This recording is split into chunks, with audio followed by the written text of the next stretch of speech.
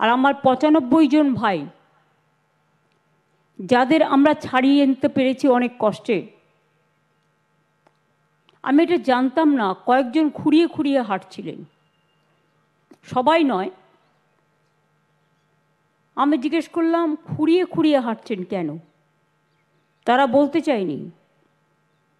জানতে পারলাম যে তাদের কয়েকজনকে মারধরও করা হয়েছে, তাদের নিয়ে গিয়ে হাত দুটো দড়ি দিয়ে বেঁধে রাখা হয়েছিল এবং তাদের মোটা লাঠি দিয়ে মারা হয়েছে।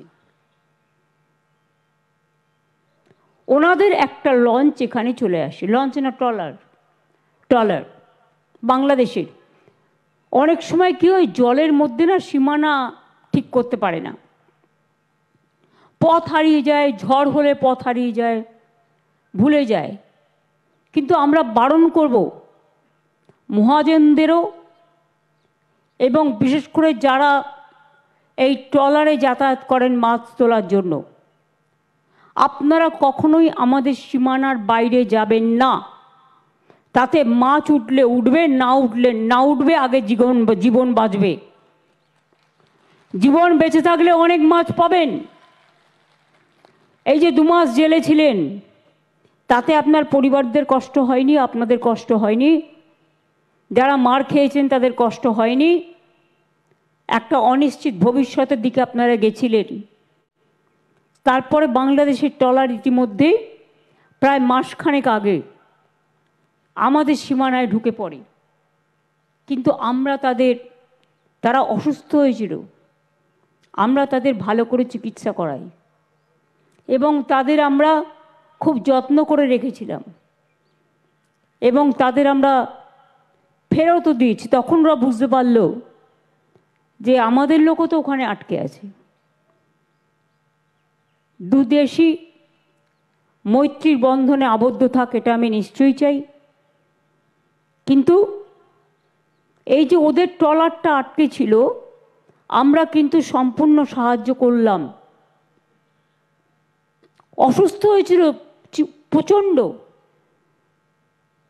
তাদের সম্পূর্ণ চিকিৎসা করে ভালোভাবে রেখে, যাতে দেশের কোনো বদনাম না হয়, বাংলার কোনো বদনাম না হয়, আমরা পুরো সাহায্য করেছি।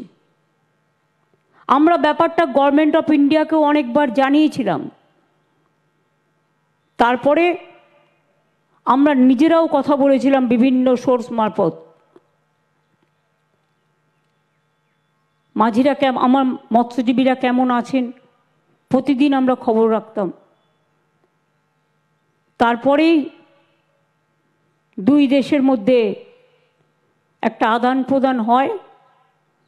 আমরা বাংলাদেশের যারা ছিল তাদের হ্যান্ডওভার করে দিই এবং ওরা ইন্ডিয়ার যারা ছিল পশ্চিমবাংলা থেকে তাদের হ্যান্ডওভার করে দেন।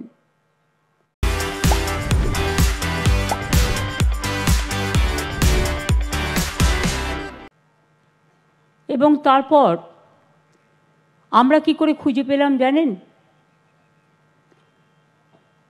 আগে মৎস্যজীবীরা হারিয়ে গেলে, জেলে থাকলে বা মারা গেলে কেউ কোনো খবর রাখতো না।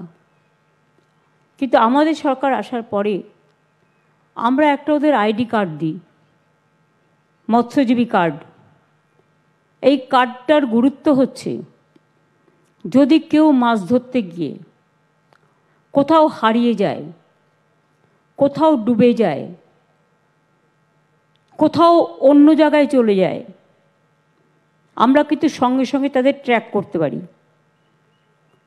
ফলে কে কোথায় আছে আমরা জানতে পারি। এর জন্যই আমরা জানতে পারি যে প্রথম দিকেই আমরা প্রশাসনের মধ্য দিয়ে, পুলিশের মাধ্যমে এবং মন্টু পাখিরা, বাপি, এরা সকলে মিলেই আমাদের জানিয়েছিল যে এরা সকলে বাংলাদেশের সীমানায় চলে গেছে, নিখোঁজ আছে।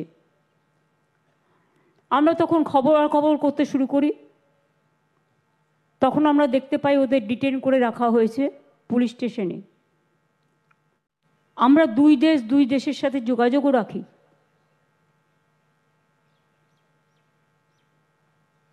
এবং তারপর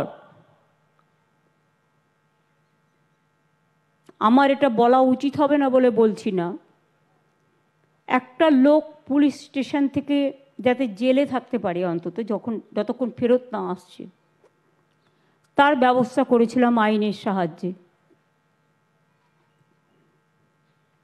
সেটাও আমরা করেছিলাম, কারণ আপনারা আমাদের গর্ব।